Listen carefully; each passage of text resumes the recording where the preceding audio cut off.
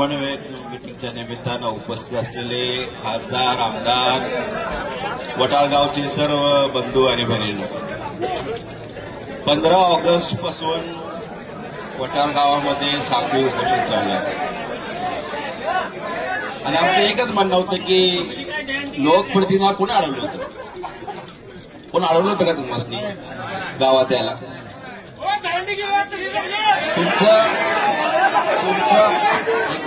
तुमचा हक होतं की गावात यायला पाहिजे होतं.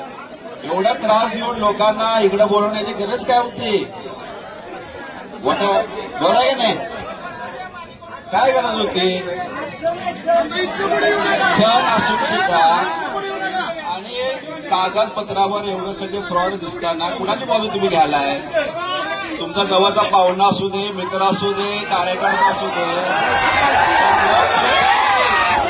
लोकप्रतिनिधी म्हणून तुम्ही गावाच्या बाजून राहायला पाहिजे, किती जवळ असू दे. आणि जो जो व्यक्ती आहे विजयसिंग माने, ती फ्रॉडीच आहे म्हणजे पहिल्यापासून फ्रॉडी आहे. तुम्हाला एक उदाहरण सांगतो. एक उदाहरण 2 मिनिट. 10वीच्या ह्याच्यामध्ये तो नापास झाला आणि त्यानं पास लिहिला होता आणि आमचे वडील मंत्री होते त्यावेळी.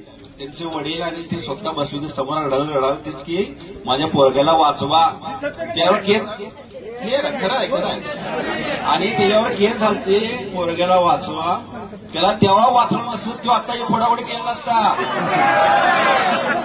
जेलमध्ये गेला असता आणि तेव्हापासून त्याला सवय लागली की फोडाफोडी करायची. बरोबर आहे का नाही? आमची चूक झाली, त्याला जेलमध्ये घालायला पाहिजे जरा, पण त्याला काय त्याला सवय झाली, ते फ्रॉड करायला झाला चालू.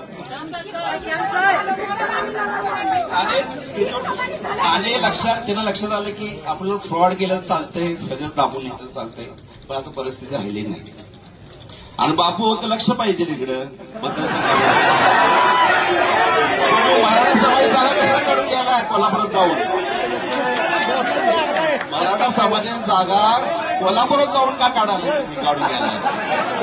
आमच्या मतदारसंघामध्ये आमच्या माता बहिणीला बरंच काम, हाताला काम द्यायचं आहे.